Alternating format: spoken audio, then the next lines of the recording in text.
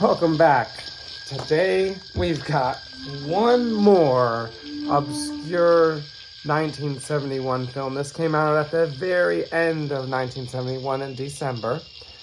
It was originally called B.J. Lang Presents, and then later retitled The Manipulator for VHS release. There's very little information about this film, which is a little bit surprising because it features Mickey Rooney, who is a Hollywood star with, I believe, over 200 movie credits. Let's go back to this original poster here. So this is actually just a newspaper ad for the New York City area showings, back when it was called B.J. Lang Presents. And this is a really bizarre movie. But before we talk about this movie in particular, I want to show you what I've been doing the last week or so. I've been going through the career of Mickey Rooney because I had not seen too many films that featured him. In fact, he's in some cartoon Disney movies that I've seen, which of course is only his voice. And other than that, I think he plays a very small role in The Night at the Museum, which obviously is a recent film. I don't know when that came out, 2008 or 2012, somewhere around there, like recent. So he must have been super old by then because he started out as a child actor in Hollywood in the 30s. In fact, he was in a lot of Walt Disney produced shorts for kids back in the 30s, like dozens of them. And his name he had a character that his name was Mickey, not Mickey Mouse. I didn't watch any of those. I don't even know if they're available, but this is an image from the 1939 film Riff Raff. It featured Spencer Tracy in the lead, and it was actually a really good movie about labor organization, unions, and just different perspectives on that. So that was pretty good. Here is an image from 1950s Quicksand, which I loved.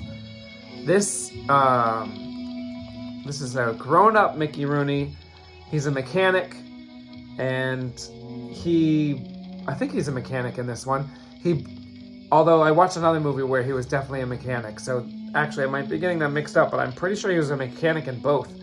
But here he borrows $20 from a cash register, and then he gets in some trouble, so then he ends up having to, I think he has to pay his boss back like $100. So then in order to get $100, I think he buys a watch, and then he buys a watch on credit and sells it for $100, but it was worth way more than $100. So then he finds out he broke the contract from buying the watch, and then he has to pay back the full amount plus some. And anyway, it's called Quicksand because he keeps digging himself in deeper and deeper and deeper, and he gets into larger crimes as the movie goes on. I really liked this one. So that's Mickey Rooney in 1950. This is Mickey Rooney in 1959. I saw there were a string of gangster criminal movies where he was more of a hardened criminal. This was from The Big Operator, where he was the boss of a union, and it was a corrupt union, and he was bumping people off and all sorts of stuff like that. So that one was really good. In between here, he was in a movie called Drive a Crooked Road, where he was a mechanic and a race car driver on the side, and some criminals trick him into being a getaway driver. That one was really good. So now we're going to take a jump here to the late 60s. That's 1959. And here he is again playing a criminal in 1968's Skidoo, which was a really weird movie, or at least I thought it was weird at the time I watched it. It's basically about an ex-gangster who gets put into prison by his old boss in order to assassinate Mickey Rooney's character. He's not actually in this one that much, but his character was really important, but he's not actually in it that much. And then we come to BJ Lang presents. Here he is playing BJ Lang. Yeah. So,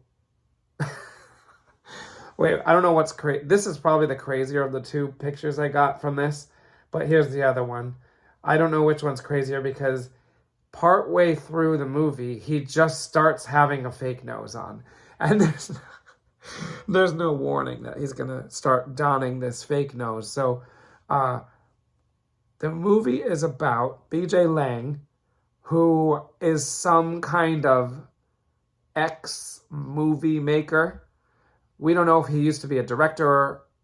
I mean, he seems to be an ex-director, although one description said he was an ex-makeup artist, and another description said, actually, no, the trailer for the film says that he's an ex-producer. But regardless, he is completely psychotic in the entire movie.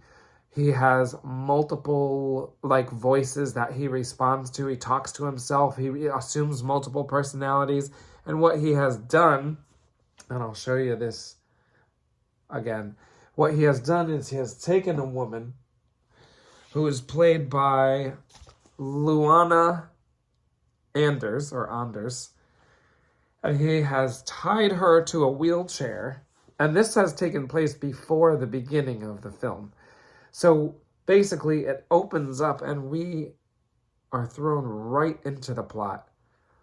He arrives at some dark space full, absolutely chock full of movie props, random movie props, mannequins, pieces of mannequins, monsters, spider webs, costumes, props, accessories, and he thinks he's directing a movie, and he keeps talking to the crew that does not exist, and he's trying to get this woman to act out her part while he plays all the other parts. And in the whole movie, he's just screaming, dancing, yelling, moving around, yelling at the woman, yelling at imaginary crew members. There's a part where he starts dancing around with a broom. For about the first 50 minutes, it's that. And then he has... Alright, here's a little spoiler, although I don't recommend you watch this unless you have... Actually, I should note that some people think this movie is amazing, although most people find it to be boring because it's all taking place in this one room with only two characters. I'm of the latter. I think it's interesting in theory. It could have been a 15-minute long film and that would have been fine. Or they could have expanded it some more. But it's too much of the same thing over and over for me. So I give this one a 5 out of 10. But there is a part, which is a slight spoiler. You can watch this on YouTube, by the way, in a fairly poor quality. Less than DVD quality. It's somebody probably recorded their own VHS and then put that on YouTube. That's my guess here. But there's not really any other way you're going to get to watch this. So he does have an episode where you think he's going to die and he needs some kind of medication, I guess. And so he crawls over to the woman and frees her. And that's just over the halfway point. And then the rest of them is struggling for the rest of the movie. She's trying to get away and he keeps getting her back. So that's basically the entire movie. These two characters act their hearts out. They act like it's the best movie ever made. They act like it's the most important movie of their careers. So I respect that. Honestly, Mickey Rooney played roles in over 100 movies before this, and I only watched the ones I mentioned because they're the only ones whose plots really interested me. But he was also a singer. He did a lot of musicals. He did sing a song in one of the movies I saw, or at least he was on the soundtrack. I don't think he sang in the movie, but he was on the soundtrack. He also had, I think, 8 wives. Some of them passed away. Some of them he divorced, or maybe he divorced all of them. Separated the 8th one. Had a bunch of kids. Had a kid named Mickey Rooney Jr. who was a musician, and he was in Hot Rod's to Hell, which I talked about like a few weeks ago. He actually is in that movie and like plays a song in it on the guitar. He had another son. I forget his name. He had another son who like still directs like MTV like music videos to this day. He did like a video for Green Day. He did multiple videos for All American Rejects and like Michael Jackson, and he's a choreographer. Actually, he's not a director. He's a choreographer. So, and then he has another son who's like an actual actor. Anyway, he has been in so many roles, and then for him to do this one, it's just bizarre. Like to play a psychotic killer after, like, he had played a gangster a bunch of times in which he killed people, but nothing. He never did any horror. Oh, you know what? He did do a movie called Francis in the Haunted House, although there was no haunted house in that movie, and it was mainly about a talking mule named Francis. I almost forgot about that one. I didn't really like that one. That was in the 50s, mid-50s. All right. So anyway, I did want to say 2 more tidbits of information. Luana Anders, who, unfortunately, I didn't get time to watch her movies this week. But she was in a whole bunch of AIP movies that have been on my radar for years. The only one I've seen so far is Night Tide with Dennis Hopper. That one was directed by, I believe, Curtis Harrington, who I talked about a few weeks ago. And that's where, like, Dennis Hopper is, like, on the pier of one of the Southern California beach areas. I don't know if it was Santa Monica or Venice Beach. I think it was Venice Beach. And he, like, meets this girl who, like, works at, like, a sideshow, like a freak show. She, like, pretends to be a mermaid, but he keeps dreaming that she's really, like, some sea creature. That's Night Tide. That was pretty good.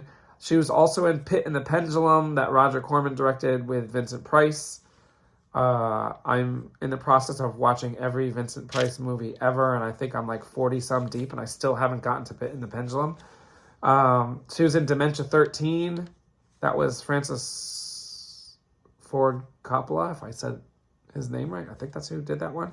That was for AIP. He was in Roger Corman's The Trip, which was about, I didn't see it, but I think it's about people doing acid. He was in Curtis Harrington's Games, which I couldn't find anywhere. Still want to see that one. And she was also in Easy Rider, the biker movie that's not a biker gang movie, directed by Dennis Hopper. That's another one I gotta see.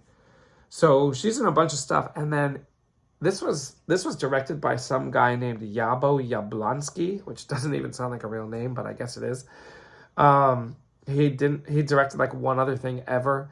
But as I was watching the credits, I noticed that the art director and set designer, the guy who created all these weirdo props or designed all these props and brought them together, was Larry Cohen. So I haven't probably talked about Larry Cohen yet, because he really got started in 1971, but he didn't get started with horror until a few years later. He did the It's Alive trilogy. He did Q the Winged Serpent. He did The Stuff. He did God Told Me To. He did a lot of amazing movies. And he's known for guerrilla filmmaking, where he would just go film on location with no permits. That's like what he's really known for. Anyway, he did the art design on this. And at the time, I think he had only directed one movie, and that was the movie Bone, which is not a horror film, but it is a thriller. It's like kind of a home invasion thriller, but then like the woman who gets her home invaded like falls for Bone. Like they have like a relationship like while he's in like occupying the house. Well, I think the husband goes out to get money or something, and then like the wife just like gets really into the invader. Pretty interesting movie. Anyway, that's enough for BJ Lang Presents, or as most people would know it, The Manipulator.